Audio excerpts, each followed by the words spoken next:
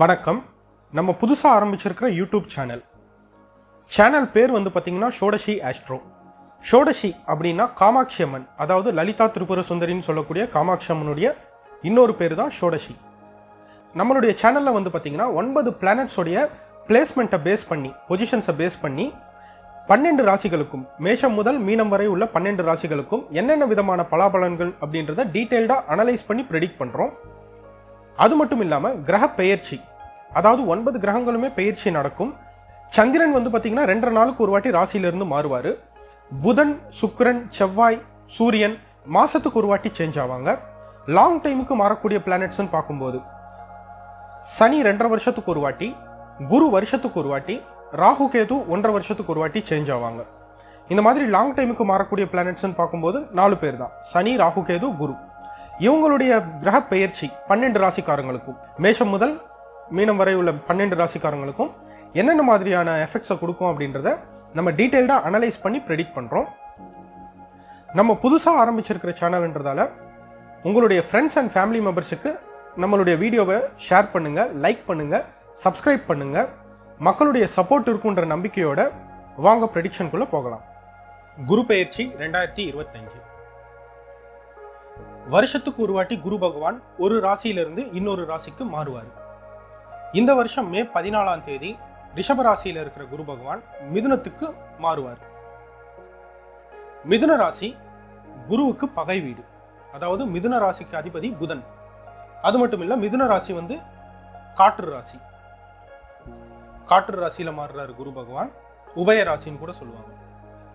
இதனால 12 ராசிக்காரர்களுக்கும், அதாவது மேஷம் முதல் மீனம் வரை இருக்கிற 12 ராசிக்காரர்களுக்கும் என்னென்ன விதமான எஃபெக்ட்ஸ்ன்றதை நம்ம இந்த வீடியோவில் பார்ப்போம்.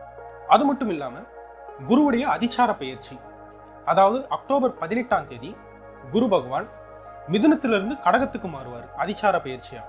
மறுபடியும் டிசம்பர் 5ஆம் தேதி கடகராசியிலிருந்து ரெட்ரோகிரேட் மோஷன்ல, அதாவது வக்ர நிலையில பின்னோக்கி மறுபடியும் மிதுனத்துக்கே வருவார். இந்த அதிச்சார பயிற்சியுடைய பலன்களும் எப்படி இருக்கும் அப்படின்றத நம்ம இந்த வீடியோல ப்ரெடிக்ட் பண்றோம். குரு பயிற்சி, குரு அதிச்சார பயிற்சி ரெண்டுமே. குரு வந்து நவகிரகங்களையே சுபகிரகம்னு சொல்லக்கூடிய ஒரு கிரகம். தனக்காரகர்னு சொல்லுவாங்க. எஜுகேஷனுக்கும் குரு தான் அதிபதி. சுப நிகழ்ச்சிகள், மேரேஜ் மாதிரியான சுப நிகழ்ச்சிகளும் குருவுடைய பார்வையால தான் வந்து பாத்தீங்கன்னா நடக்கும் கண்டிப்பா.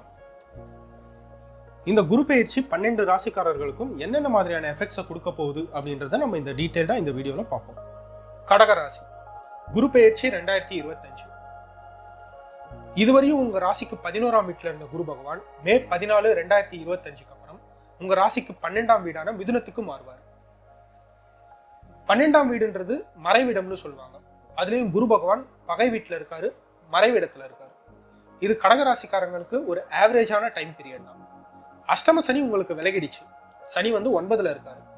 ஆனா 9ஆம் வீடும் சனி பகவானுக்கு அந்த அளவுக்கு சாதகமான வீடு கிடையாது. அதனால கடகராசிக்காரங்களுக்கு ஒரு ஆவரேஜான டைம் பீரியட் தான். குறிப்பா 12ஆம் வீடுன்னு பார்க்கும்போது விரயஸ்தானம்னு சொல்லுவாங்க. செலவை கொஞ்சம் பார்த்து பண்ணணும். ஒரு 10 ரூபாய் செலவு பண்றதா இருந்தாலும் கொஞ்சம் யோசிச்சு பார்த்து பண்ணணும்.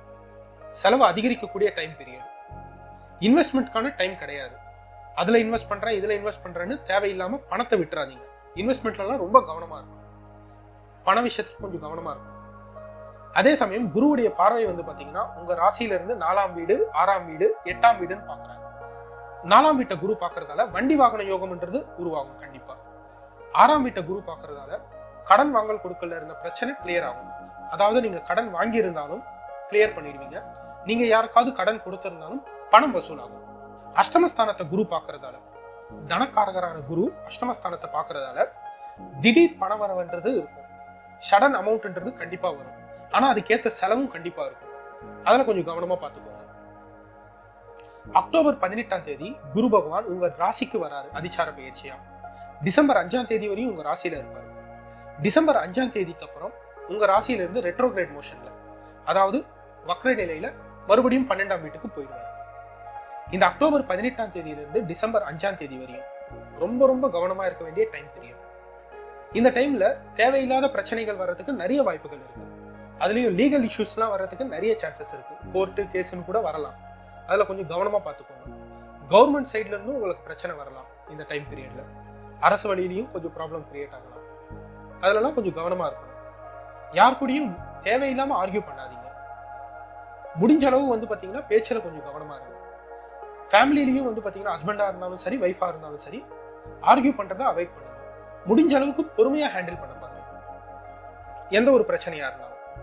வேலையிலையும் வந்து பாத்தீங்கன்னா கொஞ்சம் பிரச்சனையான ஒரு டைம் பீரியட் தான்.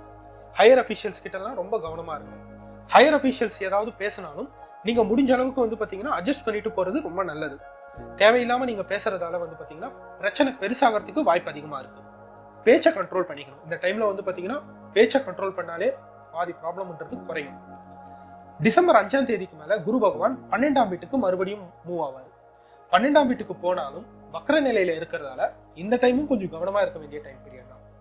குறிப்பா ஹெல்த்ல கொஞ்சம் கவனமா பார்த்துக்கணும். இந்த டைம்ல வந்து பாத்தீங்கன்னா கொஞ்சம் மெடிக்கல் எக்ஸ்பென்ஸ்லாம் கொஞ்சம் அதிகமாகிறதுக்கு வாய்ப்புகள் அதிகமா இருக்கு. இடமாற்றம் வர்றதுக்கும் சான்ஸ் அதிகமா இருக்கு. இருக்கிற இடத்தை விட்டு வந்து பாத்தீங்கன்னா வேற ஊருக்கோ வேற பிளேஸ்க்கோ மாறுறதுக்கு நிறைய வாய்ப்பு இருக்கு. அதே சமயம் அம்மாவுடைய ஹெல்த்லயும் வந்து பாத்தீங்கன்னா கொஞ்சம் கவனமா பார்த்துக்கணும். அம்மா வழி உறவுகளாலையும் வந்து பாத்தீங்கன்னா கொஞ்சம் பிரச்சனை வர்றதுக்கு நிறைய வாய்ப்பு இருக்கு. முடிஞ்ச அளவுக்கு வந்து பாத்தீங்கன்னா பொறுமையா இருக்க வேண்டிய காலகட்டம்னு சொல்லலாம் கடகராசிக்காரங்களுக்கு. ஓவராலா கடகராசிக்காரங்க இந்த குரு பயிற்சியை வந்து பாத்தீங்கன்னா பொறுமையா ஹேண்டில் பண்றது மூலமா பாசிட்டிவா கூட சேஞ்ச் பண்ணிக்கலாம் கண்டிப்பா. இதுவரையும் நீங்க பார்த்தது எல்லாமே வந்து பாத்தீங்கன்னா கோச்சார பலன். கோச்சாரம் அப்படின்னா என்னன்னு பாத்தீங்கன்னா உங்களுடைய ஜென்ம ராசியிலிருந்து நவகிரகங்கள் 9 பிளானட்ஸுமே இப்போ கரண்ட் பொசிஷன் என்னென்ன ராசியில இருக்காங்க, அது உங்க ராசியில இருந்து என்ன ஸ்தானத்துல வர்றாங்க அப்படின்றத பேஸ் பண்ணி தான் வந்து பாத்தீங்கன்னா ப்ரெடிக்ட் பண்ணுவாங்க. கோச்சாரத்தை வந்து பாத்தீங்கன்னா நீங்க சீரியஸா கன்சிடர் பண்ண வேண்டிய அவசியம் இல்லை. உங்களுக்கு புரியுற மாதிரி சொல்லணும்னா ஒரு 20% மட்டும்தான் கோச்சாரம் வேலை செய்யும். அப்போ மெயினான அந்த 80% எங்க வேலை செய்யும் நீங்க பாத்தீங்கன்னா உங்களுடைய சுய ஜாதகம், உங்களுடைய இண்டிவிஜுவல் சார்ட், அதாவது உங்க date of birth, time of birth and place of பர்த்தை வச்சு ஜென்ரேட் பண்ற ஹாரோஸ்கோப், அந்த ஜாதகம் வந்து பாத்தீங்கன்னா 80% வேலை செய்யும். நீங்க எந்த லக்னத்துல பிறந்திருக்கீங்க, உங்களுடைய லக்னத்துல இருந்து கிரகங்கள் 9 கிரகங்களும் என்னென்ன பொசிஷன்ல இருக்காங்க, என்னென்ன ராசியில இருக்காங்க, என்ன ஸ்தானத்துல இருக்காங்க, எந்த கிரகத்துடைய தசா நடக்குது, எந்த கிரகத்துடைய புக்தி நடக்குது, இதையெல்லாம் வச்சுதான் வந்து பாத்தீங்கன்னா ப்ரெடிக்ட் பண்ணணும் 80%. உங்களுடைய சுய ஜாதகம் மற்றும் கோச்சாரம் ரெண்டையும் சேர்த்து வச்சு பார்க்கும்போது ஒரு கிளியரான ஒரு ப்ரெடிக்ஷன்ன்றதை நீங்க பண்ணலாம். ஒரு இண்டிவிஜுவலுக்கு நீங்க ஃபுல் அண்ட் ஃபுல்லாவே வந்து பாத்தீங்கன்னா கோச்சாரத்தை சீரியஸா கன்சிடர் பண்ண வேண்டிய அவசியம் இல்லை. நீங்க வந்து நியர்பை இருக்கிற அஸ்ட்ராலஜரை வந்து பாத்தீங்கன்னா கன்சல்ட் பண்ணலாம். உங்களுடைய சுய ஜாதகத்தை காமிச்சு நீங்க கன்சல்ட் பண்ணலாம். அதுதான் வந்து பாத்தீங்கன்னா ஒரு பெஸ்ட் மெத்தட். நீங்க தெரிஞ்சுக்கணும்னு விரும்புனீங்கன்னா நம்மளும் வந்து பாத்தீங்கன்னா அஸ்ட்ராலஜி கன்சல்டன்சி சர்வீஸ் பண்ணிட்டு இருக்கோம். வீடியோல தெரியிற நம்பருக்கு வந்து பாத்தீங்கன்னா நீங்க வாட்ஸ்அப் பண்ணீங்கன்னா உங்களுக்கு அஸ்ட்ராலஜி கன்சல்டன்சியும் வந்து பாத்தீங்கன்னா நம்ம பண்றோம். அஸ்ட்ராலஜர் கன்சல்ட் பண்ண முடியாதவங்க சில பேர் வந்து பாத்தீங்கன்னா டேட் ஆஃப் பர்த் எல்லாம் எக்ஸாக்டா தெரியாம இருக்கிறவங்களுக்குலாம் வந்து பாத்தீங்கன்னா கோச்சாரத்தை நீங்க கன்சிடர் பண்ணலாம். பட் ஆனால் நீங்க சீரியஸா எடுத்துக்க வேண்டிய அவசியம் இல்லை.